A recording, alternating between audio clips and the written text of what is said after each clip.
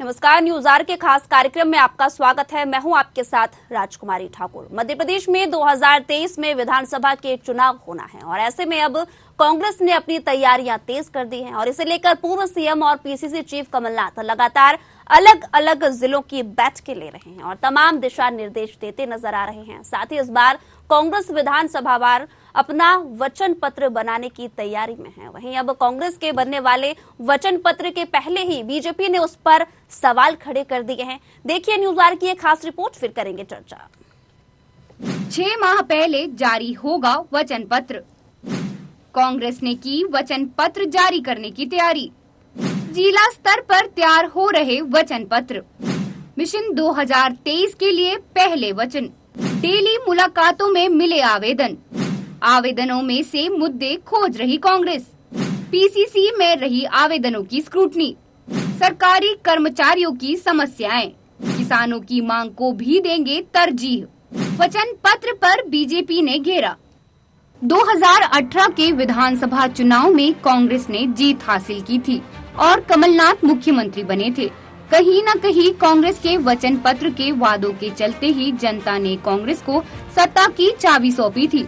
हालांकि 2020 में कमलनाथ की सरकार गिर गई थी और चौथी बार शिवराज सिंह चौहान मुख्यमंत्री बने थे। वहीं इस बार भी कांग्रेस वचन पत्र के सहारे सत्ता में कबीज होना चाहती है। इसी को लेकर अब कांग्रेस विधानसभा वार अपना वचन पत्र बनाने की तैयारी में है। साथ ही बीजेपी की नाकामियों को भी सामने लाने के लिए कांग्रेस पूरी तैयारी में है। अप्रैल में राजेंद्र कुमार सिंह की अध्यक्षता में वचन पत्र समिति बनाई जा चुकी है। इसकी 3 बैठक भी हो चुकी है। इस कमेटी में बाला बच्चन को संयोजक बनाया गया है, जिसे लेकर पार्टी नेताओं के साथ कार्यकर्ताओं को भी जमीनी स्तर पर हकीकत बताने की जिम्मेदारी दी जा रही है। कांग्रेस द्वारा तैयारी कराए जा रहे वचन पत्र को लेकर बीजेपी ने हमला बोला है। गृह मंत्री डॉक्टर नरोत्तम मिश्रा ने कहा, कमलनाथ को खेद पत्र जारी करना चाहिए। उन्होंने किसानों से कर्ज माफी का वादा किया था, युवाओं को बेरोजगारी भत्ता देने का वादा किया था। इसके लिए उन्हें खेद पत्र जारी करना चाहिए। नरोत्तम मिश्रा ने कहा, कांग्रेस को नया वचन पत्र तैयार करने की जरूरत नहीं है, सिर्फ तारीख बदल दे तो भी चल जाएगा। कमलनाथ जी ने 2018 के पहले भी वचन पत्र बनाया था, उस पर अमल किया। किसानों का ऋण माफ किया, 300 से 600 रुपए पेंशन की, 51,000 बच्चों की शादी के लिए दिए और तमाम काम आज की तारीख में जिसका उद्घाटन करती है बीजेपी, चाहे वो महाकाल का मामला हो, चाहे ये मेट्रो जो चल रहे हैं भोपाल और इंदौर के अंदर, ये सब काम कांग्रेस की कमलनाथ जी की सरकार ने। 2023 के विधानसभा चुनाव के लिए कांग्रेस के बनने वाले वचन पत्र को लेकर बीजेपी ने सवाल खड़े कर दिए हैं। बीजेपी का कहना है कि 2018 के वचन पत्र को कमलनाथ सरकार पूरा नहीं कर पाई। इसके लिए पहले कमलनाथ को खेद पत्र जारी करना चाहिए और नए वचन पत्र की जरूरत नहीं है, पुराने की ही तारीख बदल दें। माननीय कमलनाथ जी को खेद पत्र तैयार करना चाहिए। पहले जो उन्होंने किसानों से, नौजवानों से झूठे वादे किए थे पिछली बार, उसके लिए खेद पत्र जारी करें तो अच्छा है। और वैसे भी नए वचन पत्र को बनाने की जरूरत क्या है, पुराने वाले वचन पत्र की तारीखें बदल दे बस। क्योंकि किया तो उसमें भी कुछ नहीं है ना, तो तारीख बदल दे, काम चल जाएगा। अब देखना होगा कि 2018 के विधानसभा चुनाव में जिस तरीके से कांग्रेस वचन पत्र के सहारे सत्ता में काबिज हुई थी, इस बार के वचन पत्र के वादे जनता में कितना प्रभाव डालते हैं। 2018 के विधानसभा चुनाव में कांग्रेस ने अपने वचन पत्र में बेरोजगारी भत्ता और किसान कर्ज माफी का वादा किया था और उसके बाद सत्ता में भी काबिज हुई थी। तो वहीं अब 2023 में मध्य प्रदेश में विधानसभा की चुनाव होना है और ऐसे में अब कांग्रेस पार्टी विधानसभा वार वचन पत्र बनाने की तैयारी कर रही है। तो वहीं भारतीय जनता पार्टी से झूठ का पुलिंदा बता रही है। अब देखना होगा कि 2023 के विधानसभा चुनाव में जनता किस पर भरोसा जताती है। कैमरामैन अर्पण के साथ विवेक सिंह, न्यूज आवर भोपाल।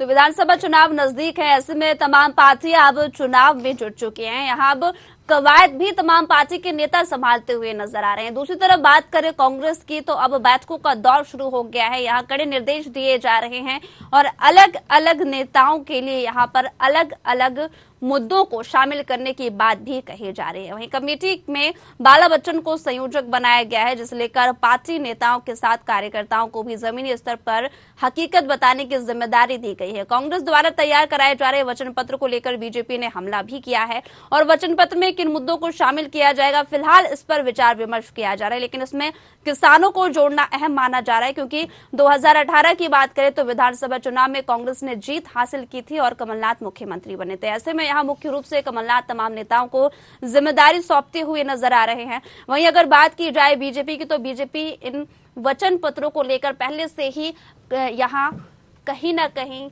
कटाक्ष करती नजर आ रही है। और इस मुद्दे पर चर्चा के लिए हमारे साथ मेहमान भी जुड़ गए हैं। शहरयार खान कांग्रेस प्रवक्ता और डॉक्टर राहुल रंजन वरिष्ठ पत्रकार, दोनों मेहमानों का बहुत बहुत स्वागत है हमारे कार्यक्रम में। शहरयार जी, सबसे पहले तो ये बताइए कि यहाँ जिस तरह से विधानसभा चुनाव नजदीक हैं, लगातार अगर बात की जाए वचन पत्र को लेकर, पहला मौका नहीं है जब यहाँ पर बीजेपी आपके वचन पत्र को लेकर कटाक्ष करती नजर आ रही है। लेकिन उनका यही कहना है कि पहले जो वचन पत्र जारी किया गया था और अब जो वचन पत्र जारी करने वाली है कांग्रेस, उसमें सिर्फ दिनांक बदलना जरूरी है, क्योंकि कभी भी कांग्रेस वादे पूरे नहीं करती।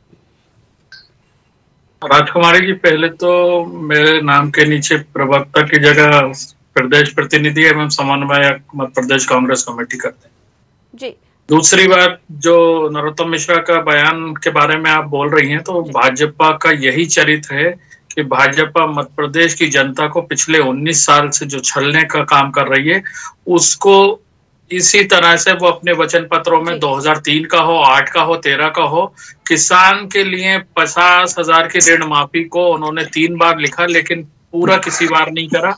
और हम लोग ने जब 2018 में वचन पत्र पेश किया, 272 बिंदु थे हमारे वचन पत्र में, तो निश्चित ही सरकार बनने के 1 घंटे के अंदर कमलनाथ जी ने पहली फाइल जो साइन करी, वो जय किसान ऋण माफी की फाइल को साइन करके लगभग हमने 15 महीने के अपने कार्यकाल में 25,99,000 लगभग 26 लाख किसानों के ऋण माफी का काम किया। ये किसी से छुपा नहीं है। नरोत्तम मिश्रा को अगर इतनी जानकारी चाहिए तो विधानसभा के पटल पे उन्हीं की ये वाली चौथी दौर की जो सरकार बनी है मुख्यमंत्री शिवराज जी के नेतृत्व में, जो पिछले दरवाजे से खरीद फरोख्त करके बनाई है, उसी ने पटल पे ये जानकारी रखी है।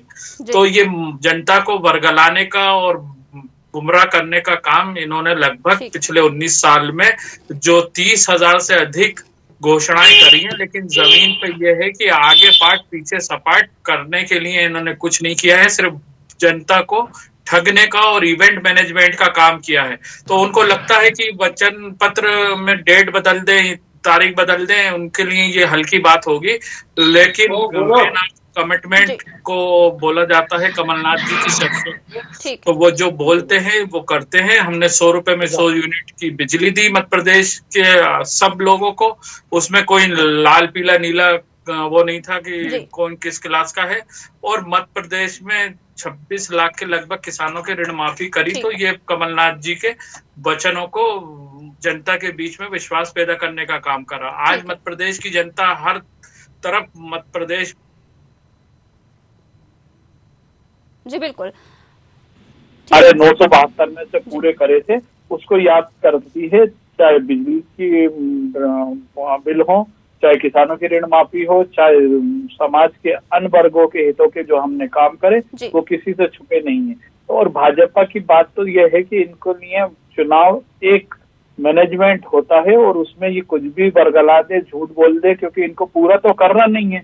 कैसे करना ये भी नहीं मालूम है, ना कोई इनका विजन है, ना विजनरी मुख्यमंत्री है हमारे। जो ये मध्य प्रदेश का दुर्भाग्य है कि एक विजनरी मुख्यमंत्री कमलनाथ जी के रूप में 2018 में मिला था, लेकिन कुछ हमारे जयचंदों के साथ इन्होंने कलवैये करके उनको खरीद फरोख्त करके मध्य प्रदेश के विकास को रोकने का काम करा। निश्चित ही 2023 में कमलनाथ जी के नेतृत्व में जो सरकार बनेगी, जो हमारा वचन पत्र कमेटी की मीटिंगें चल रही हैं, और उसमें निश्चित ही मध्य प्रदेश के हर वर्ग के लिए, समाज के हर वर्ग के लिए, चाहे महिला हो, युवा हो, किसान हो, आम जनता हो, सबका ध्यान रख के मध्य प्रदेश के सर्वांगीण विकास के लिए हम लोग एक कमिटमेंट के रूप में वचन पत्र को मध्य प्रदेश के सामने रखेंगे और उस पर विश्वास करके 2018 में भी जनता ने हमें चुना था और 2023 में निश्चित ही हम लोग पूरी अपनी बहुमत के साथ मध्य प्रदेश की सेवा में लगेंगे। कमलनाथ सह मीडिया प्रभारी बीजेपी से सचिन सक्सेना भी हमारे साथ जुड़ चुके हैं। तो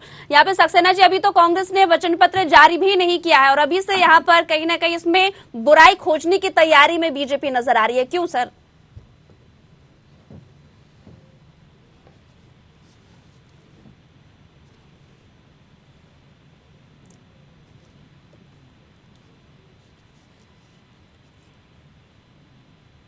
जी, जनता के मन में डर है इस चीज का और वही कारण है कि जो उपचुनाव हुए तो उसमें प्रदेश की जनता ने कांग्रेस को आईना दिखाया था कि आपने जो जिन वचनों के दम पे आप इस प्रदेश में काबिज हुए थे, उस वचन को पालन करने में आप फेल हुए थे, आप असफल हुए थे, इसलिए आपकी जगह सत्ता में न होकर विपक्ष में है। ये मध्य प्रदेश की जनता ने जिद किया था। अब रही बात कि वचन पत्र में कमियां निकालने की, तो कमियां निकालने का वो नहीं है। माननीय नरोत्तम मिश्रा जी ने बहुत संक्षेप में बहुत अच्छी बात कह दी कि उसकी तारीख बदल दी जाए तो लगभग वचन पत्र वही रहेगा, क्योंकि इनका जो वचन पत्र जो था वो अनटच वचन पत्र था, जिसको हम अछुआ वचन पत्र बोलेंगे, जिसके किसी भी बिंदु को इन्होंने छूने तक का प्रयास नहीं करा या छू ही नहीं पाया उस किसी बिंदु को। सबसे पहला था इनका किसान कर्ज माफी का। शहर खान साहब मुझे बता दें कि आज तक 2 लाख का एक भी किसान कर्ज माफ इनके कार्यकाल में हुआ हो 2 लाख का, तो वो इसका नाम मुझे बता दे, मैं मान जाऊंगा। अभी इस डिबेट के दौरान सोच के बता दे कि एक सिंगल पर्सन जिसका 2 लाख का कर्ज माफ हुआ हो। दूसरी बात में आता हूँ, किसान की पुत्र पुत्रियों को 5 वर्ष तक के लिए लोन उपलब्ध करवाएंगे, ये उन्होंने कहा था, नहीं करवाया। दूध के दाम 5 रुपए प्रति लीटर बोनस देंगे, नहीं दिया। गेहूं, धान, कपास, अरहर, लहसुन, प्याज, टमाटर, गन्ना, सोयाबीन पर बोनस देंगे, नहीं दिया। पेट्रोल डीजल पे करों में छूट देंगे, नहीं दिया। युवाओं को 4,000 रुपए प्रति बेरोजगारी भत्ता देंगे, नहीं दिया। 1 लाख युवाओं को सूचना प्रौद्योगिकी के क्षेत्र में रोजगार उपलब्ध करवाएंगे, नहीं, एक को भी नहीं करवाया। गरीबों और किसानों को 100 रुपए प्रति माह की दर से बिजली उपलब्ध करवाई जाएगी। किस कदर बिजली का संकट है आपने हमने भी देखा है। बिजली का बिल हाफ कर देंगे, कर्ज माफ कर देंगे। समूह लोन के अंतर्गत महिलाओं को कर्ज माफ किया जाएगा, एक भी महिला को नहीं किया गया। 12वीं बोर्ड में जो बच्चे 70% अंक लेकर आएंगे उनको लैपटॉप देंगे, एक भी दिया हो तो मुझे बता दें। कन्यादान योजना की राशि 26,000 से बढ़ाकर हमने 51,000 कर दी, 25,000 से बढ़ाकर। एक भी कन्या को इन्होंने अगर 51,000 की राशि दी हो तो वो मुझे बता दें। 17 से 43 वर्ष की महिलाओं को हम स्मार्टफोन देंगे, एक सिंगल महिलाओं को दिया हो तो बता दें मुझे। डीजल, पेट्रोल, रसोई गैस, स्टाम्प ड्यूटी, वाहनों, शस्त्रों के लाइसेंस की फीस कम करेंगे, एक की भी कम करें तो बताएं। छोटे उद्योगपति को हम लोग, शिल्पकार को पेंशन देंगे, कितने नंबर दी है ये बता दें। ऐसे अनेकों फहरिस्त मेरे पास में है जो अगर मैं गिनाने बैठूं तो शायद डिबेट तो उसी में खत्म हो जाएगी। तो आपको लगता है सर कि 15 महीने की सरकार में इतना सब पॉसिबल है? बिल्कुल नहीं, मैं बिल्कुल नहीं कहूंगा। लेकिन ये किसने कहा था कि हम 10 दिन में कर्ज माफ कर देंगे? हमने तो नहीं कहा था। ये किसने कहा था? ये किसने कहा था कि हम बेरोजगारी, आपने शुरुआत भी करी। आपके भाव उसी से समझ में आ जाते हैं कि आप किसी चीज की शुरुआत अगर आप कर रहे हो, लोगों को बरगलाने के अलावा आपने कोई काम नहीं करा।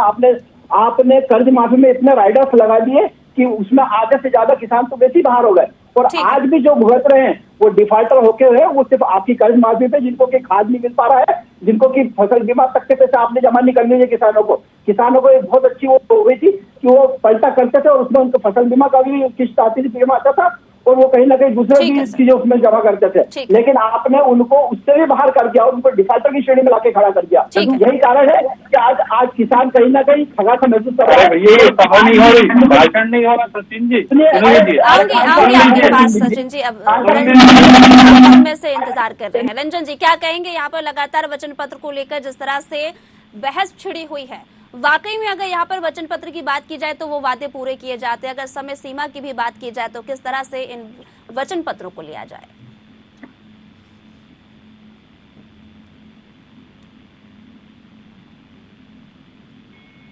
प्रचार कर रही है कांग्रेस को बैठ कर, मतलब ये तो ऐसा दिख ही नहीं रहा है कि वचन पत्र पे कोई डिबेट चल रही हो या वचन पत्र पर डिबेट की जा रही हो। यहाँ तो ऐसा हो रहा है कि कांग्रेस के लिए उसको कटघरे में खड़ी करने की कोशिश की जा रही है और भारतीय जनता पार्टी अपना प्रोफाइल यहाँ प्रस्तुत करना है। यहाँ तो मुझे बहस दिखाई नहीं दे रही है। ये नई नीतियों पे आने वाला चुनाव है, उस पर बात हो रही है या पुरानी सरकारें बीत गई उस पर बात हो रही है? पहले ये चीजें सचिन जी से भी तय करवा दो आप, इसके बाद मैं बोलना शुरू करता हूँ। जी बिल्कुल ठीक है। सचिन जी, आपसे यहाँ पर खफा चल रहे हैं पत्रकार जी। नहीं, निश्चित रूप से वो उनका दृष्टिकोण हो सकता है, वो खफा हो सकते हैं, मुझे उसमें कोई दिक्कत नहीं है। बात यह है कि जब वचन पत्र की बात आ रही तो जो वचन इन्होंने नहीं निभाए थे, कितने वचन उसका तो जिक्र किए गए थे, जाएगा ना। बिल्कुल ठीक है। चलिए ठीक है, शहरयार सवाल किया था यहाँ पे सचिन जी। सचिन जी, आपने जो सवाल किया था उसी सवाल का जवाब यहाँ पर अपन शहरयार खान जी से ले लेते हैं कि यहाँ पर आखिरकार ऐसा कौन सा एक किसान का ऐसा नाम बता दीजिए जिसका 2 लाख का कर्जा कांग्रेस ने माफ किया हो। राजकुमारी जी, इनका ज्ञानवर्धन इसी से साबित हो जाता है। जब शिवराज सरकार ये चौथी बार बनी तो इन्हीं की सरकार ने पटल पे ये माना कि 26 लाख के लगभग किसानों की ऋण माफी हुई है। अब ये बता दें कि इन्होंने 3 बार जो वचन दिए 50,000 के किसान के ऋण माफी के, वो इन्होंने क्यों नहीं करे जो अपने को किसान पुत्र बोलते हैं वो मुख्यमंत्री ने।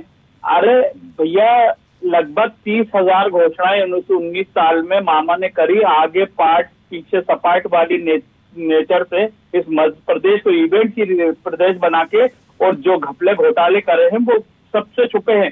जब हमने मिलावट के खिलाफ मुहिम चलाई तो भाजपा के लोगों का झंडा रोडों पे आया।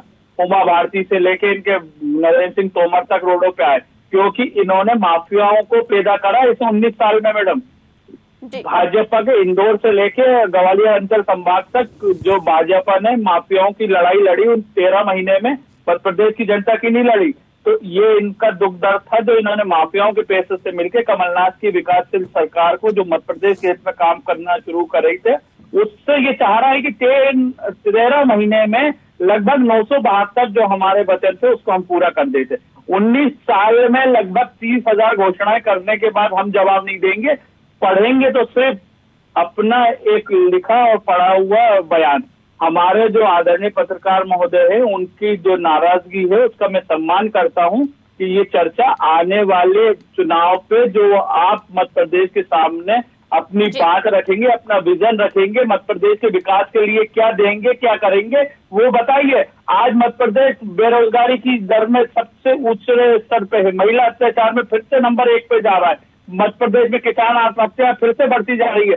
उस पे कोई आपके पास ना विजन था, ना है, ना रहेगा। सिर्फ इसी तरह से आप बरगलाने का, गुमराह करने का काम करेंगे। राजकुमारी जी, मैं अपने सम्मानित पत्रकार साथी को डिबेट में लाना चाहूंगा कि अब वो अपना पक्ष रखें। इनका ये रिकॉर्डेड भाषण बंद करें। ठीक है सक्सेना जी।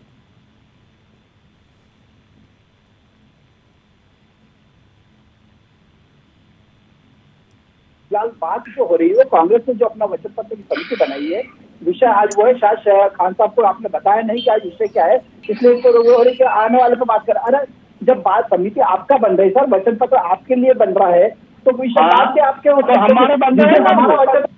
सुनिए लेकिन डिबेट में जो एक अतिथि दूसरा बैठा है उसको बोलने दोगे, आप नहीं बोलने दोगे, तुम अपना भाषण बैठे किसने मना कर? ये काम तो एंकर करेंगे ना, राजकुमारी जी बताएंगे किसको बोलना है किसको नहीं बोलना है। अगर वो मेरा नाम लेके बोल रही तो मेरा समय मैं बोलूंगा, उस पर आप अतिक्रमण न करें। तो चूंकि विषय आज ये है कि कांग्रेस ने वचन समिति बनाई है वचन पत्र के लिए, तो निश्चित रूप से उसके ऊपर बात होगी और उस पर बात रहे, मैं उसी पे बात कर रहा हूँ।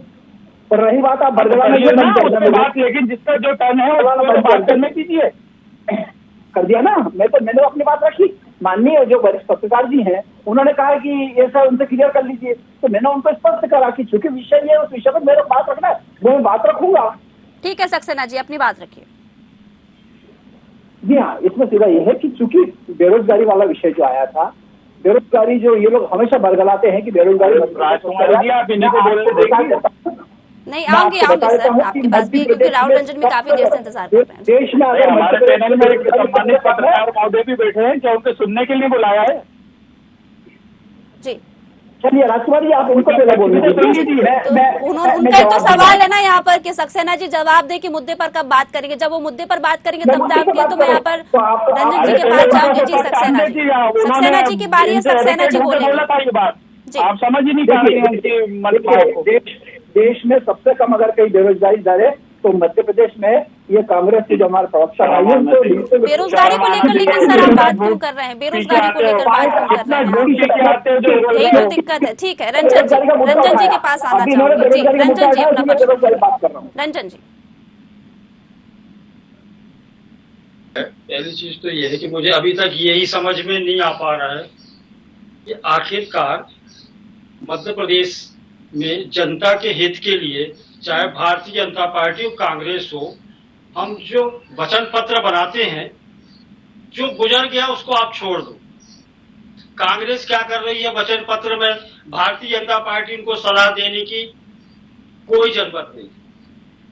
वो कब करें, कितना करें, आने वाला चुनाव है।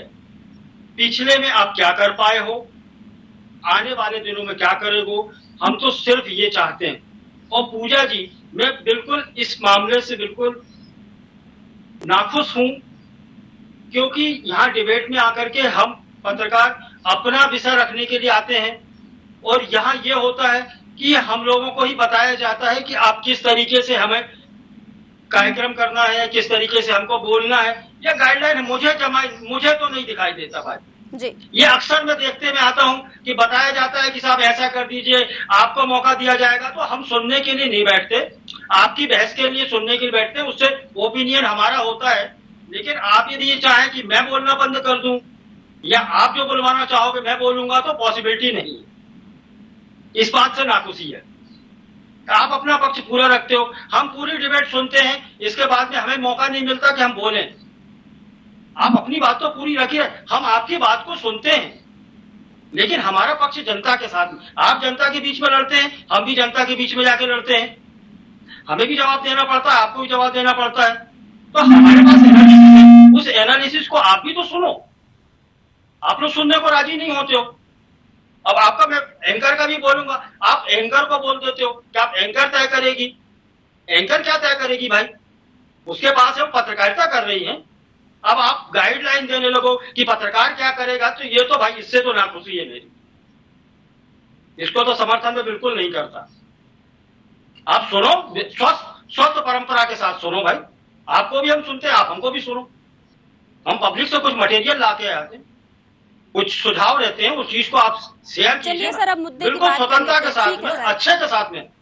ठीक है, ठीक है, साधुवाद आपको। हो गया, सुन लिया आप लोगों ने। शहरयार खान जी, सुन लिया आपने, मौका देना चाहिए और आपने भी सुन लिया।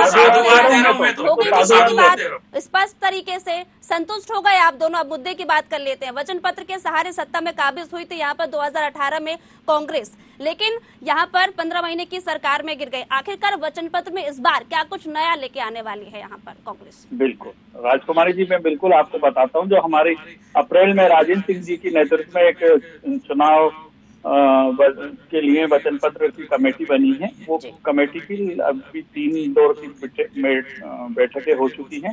उसमें समाज के हर वर्ग से जमीन पे जो भी समस्याएं हैं मध्य प्रदेश की उन 7.5 करोड़ जनता की, उनको अलग अलग वर्गों से, हर अलग अलग समाज से मंगाई जा रही है और उसका जमीनी स्तर पे आकलन करके उसको कमेटी के सामने रखा जा रहा है। और ये कमेटी की मीटिंग जब फाइनल स्टेज पे जाएगी, जब वचन पत्र हमारा कंप्लीट होगा, तो आप देखेंगे कि मध्य प्रदेश की 7.5 करोड़ जनता के विकास के लिए, जैसे हमने 2018 में एक अपना विजनरी डॉक्यूमेंट रखा था जिसको हमने नाम दिया था वचन पत्र, ऐसा ही डॉक्यूमेंट हम इस 2023 के चुनाव में मध्य प्रदेश की जनता के सारे समाज, सारे वर्ग, चाहे वो किसान हो, महिला हो, और हमारा पत्रकार साथी हो, हमारा युवा हो, हमारे और समाज के व्यापारी बंधु हो, सबके समस्याओं का आकलन कर उसमें हम क्या बेहतर कर सकते हैं अपने 5 साल के टेन्योर में, उसको हम लोग आकलन करके उस वचन पत्र में समाहित करेंगे। और निश्चित ही उस वचन पत्र को जनता के सामने चुनाव में जाने से पहले रखेंगे। और जैसे 2018 में कमलनाथ जी के नेतृत्व में जनता ने विश्वास दिया था कि कमलनाथ जी जो बोलते हैं निश्चित ही वो करने की क्षमता रखते हैं, क्योंकि उन्होंने पहले भी जब केंद्रीय मंत्री रहे तो छिंदवाड़ा में एक सांसद और केंद्रीय मंत्री के रूप में करके दिखाया। निश्चित ही ये हमारी कुछ बदकिस्मती कह लें कि मध्य प्रदेश में उनको 1.25 साल का टाइम ही मिला और उन्होंने शुरुआत ही करी थी, जिससे ये भयभीत होकर इनको समझ आ गया था कि अगर कमलनाथ जी 5 साल में 972 बिंदु जो कमिट कर रहे हैं वो उससे ज्यादा काम करके दिखा देंगे तो हम लोग अगले 25 साल मध्य प्रदेश में वापसी नहीं कर पाएंगे। इसीलिए घबराकर हमारे ही कुछ जे चंदों को इन्होंने अपने साथ मिला के वो सरकार गिराने का काम करा। वो तो हो गया भूतकाल की बात, अब हम भविष्य की कर रहे हैं। तो निश्चित ही जो हमने करा है और जो कमलनाथ जी की छवि है और उनके जो काम है वो हम सामने रखते हुए आगे क्या काम करेंगे वो वचन पत्र में डिक्लेयर्ड होंगे। तो उस पे मध्य प्रदेश की जनता से हम समर्थन मांगेंगे और हमें विश्वास है कि मध्य प्रदेश की जनता अब इन खोखली घोषणाओं से शिवराज सिंह चौहान की जो 19 साल जब चुनाव में जाएंगे तो लगभग वो 19 साढ़े 19 साल का उनका कार्यकाल होगा, लेकिन सक्सेना जी ठीक है, हो गया सर। यहाँ पे नरोत्तम मिश्रा का हाल ही में बयान सामने आया काम नहीं मिला, कुछ विकास नहीं मिला, कुछ कमलनाथ को खेद पत्र जारी करना चाहिए, क्या इसके क्या मायने निकाले जाएं? सक्सेना जी निश्चित रूप से सीधी बात है राजकुमार, आप ये प्रश्न पूछते हैं राजकुमार जी। जी निश्चित रूप से देखिए सीधी बात ये है, खेद पत्र से उनका स्पष्ट आशय ये है कि जो वचन पत्र उन्होंने 2018 के चुनाव में जो जारी किया था उसमें से कोई वचन उनके पूरे हुए नहीं। तो जनता से उनको माफी मांगनी चाहिए, खेद पत्र निकालना चाहिए कि जिस प्रकार से हमने जो 972 घोषणाएं जो बता रहे हैं खान साहब, तो 972 घोषणा में से हमने कुछ नहीं कर पाए, तो पहले तो हमारा खेद पत्र स्वीकार करें कि हम कुछ नहीं कर पाए हैं। तो कहीं ना कहीं जो उनका जो आशय कहने का मेरे मित्र वो 5 साल के लिए था, 13 महीने के लिए नहीं था। मैंने आप तो 19 साल में कुछ नहीं कर पाए हैं, अब तो फिर भी करने की दिशा में हमने कई कदम बढ़ाए। हमारे 400 दिन के कार्यकाल में लगभग हम 400 योजना थी क्या आपने उसमें ये योजना आपकी ठीक है कि आप आखिरी साल में सारे कार्य करेंगे? कार्य की शुरुआत तो की जा सकती है ना, ये तो भाजपा करती है, भाजपा शिलान्यास करने का काम करती है। भाजपा का जो राजनीतिक चेहरा है सिर्फ शीला पट्टिकाएं लगाकर गुमराह करने का काम करते हैं, इवेंट मैनेजमेंट करते हैं, सरकारी खर्च पे भीड़ इकट्ठा करते हैं, उसमें करोड़ों रुपए मध्य प्रदेश की जनता का बंटरबांट करते हैं। आप विदेशों से उद्योगपतियों को लाते हैं, लेकिन आर्ट समिट करने के बाद उद्योग समिट करने के बाद मध्य प्रदेश में कोई उद्योग नहीं लगा आज तक। आप बता दें, आज जो आपने समिटें करी हैं उसमें मध्य प्रदेश की धरती पे कितने उद्योग लगे हैं, कितनों को जो जमीनें दी हैं उन्होंने उद्योग स्थापित करे हैं और मध्य प्रदेश की जनता को, ये मध्य प्रदेश के युवाओं को रोजगार देने का काम कर रहा है। आप बता दें, क्योंकि आपके पास बताने को कुछ नहीं है, इसलिए आप लांछन की राजनीति करते हैं, आप झूठ बोलने की राजनीति करते हैं, आप बरगलाने की राजनीति करते हैं, आप गुमराह करते हैं। लेकिन मध्य प्रदेश की जनता चेहरा पार्टी विद द डिफरेंस आपके सारे स्लोगन समाप्त हो गए हैं, तो आपके सारे जुमले खत्म हो गए हैं। वो मध्य प्रदेश ने भी देखा है, वो देश में भी देख रहा है। आज महंगाई किस स्तर पे वचन पत्र का इंतजार करती है यहाँ पर जनता, लेकिन यहाँ पर आस लगाए जिस तरीके से बैठते जब नेता ही लड़ेंगे तो यहाँ पे जनता से किस तरह से जनता यहाँ पर नेताओं से उम्मीद करेगी? आपने एक डेडलाइन क्लियर कर दी कि इस तारीख को, इस दिन, इस महीने में, इस साल ये काम पूरा हो जाएगा। राजनीतिक दलों का वचन पत्र दिखाई नहीं देते, इसको आश्वासन पत्र बोलना चाहिए कि आश्वासन हमने दिया है जनता को कि हम आश्वस्त कर रहे हैं जनता को, उसमें टाइम नहीं होता। तो ये पहली चीज तो राजनीतिक दलों को और जनता को भी ये चीज समझा देना चाहिए कि ये कमिटमेंट नहीं, ये चाहे कमलनाथ की सरकार, ये कमलनाथ जी की सरकार का आश्वासन था और भारतीय जनता पार्टी ने भी जो भी वचन पत्र में प्रस्तुत किया वो आश्वासन है। जनता को सिर्फ इसका इंतजार करना है कि ये पूरा हो जाएगा। तो ये दोनों शब्दों का फर्क आप समझ जाइए कि वचन पत्र मतलब कमिटमेंट, तो कमिट नहीं है हम। तो अब ये चीज रह गई है कि भारतीय जनता पार्टी और कांग्रेस हो अपने अपने दलों में ये प्रक्रिया लंबी है वचन पत्र बनाने की। आप यहाँ कुछ कहेंगे उसको कोई फर्क नहीं पड़ता, वचन प्रक्रिया को हम लोग भी समझते हैं कि वचन पत्र बनाने में कितनी प्रैक्टिस लगती है। तो ये है, आप सिर्फ मोटी मोटी बातें ये कहें कि रोजगार की स्थिति क्या होगी, युवाओं को क्या होगा, किसानों के हम डेडलाइन क्या क्लियर कर रहे हैं, बिल्कुल जमीनी स्तर पर कानून व्यवस्था की स्थिति क्या होगी, यहाँ मोटी बातें। जरूरी हो जाता है। बिल्कुल यहाँ पर राहुल जी बहुत बहुत शुक्रिया इसी के साथ तीनों मेहमानों का हमारे कार्यक्रम के साथ जुड़ने के लिए। बता दें कि विधानसभा चुनाव नजदीक है, ऐसे में यहाँ पर तमाम पार्टियां चुनाव की रणनीति बनाने में जुट गई है। जहां कांग्रेस वचन पत्र को जारी करने के पहले कई तरीके के इसमें नई चीजें ऐड करने की कोशिश कर रही है। कहीं देखिए अगर बात की जाए यहाँ पर पिछले विधानसभा चुनाव की, तो कांग्रेस ने जब सत्ता हासिल की थी तो मुख्य यहाँ पर किसानों का कर्जा माफी था, वचन पत्र में इसे प्रमुखता से लिया गया था और इस पर ही यहाँ पर जीत हासिल कांग्रेस ने की थी। अब आने वाले समय में किस तरह से इस वचन पत्र का असर दिखाई देता है, जनता किस तरह से यहाँ पर उस वचन पत्र को सीरियस लेती है, क्योंकि जो वादे किए गए थे वाकई में 15 महीने की सरकार में किस तरह से उन्हें पूरा किया गया, ये भी एक बड़ा सवाल सामने निकल कर आता है। और यहाँ पर जिस तरह से रणनीति बनाई जा रही है उसे लेकर कमान भी कमलनाथ ने तमाम नेताओं को सौंप दी है। अब सिर्फ बारी है यहाँ पर कार्य करने की। लेकिन फिलहाल मुझे दीजिए इजाजत, जुड़े रहिए न्यूज़ आवर के साथ। नमस्कार।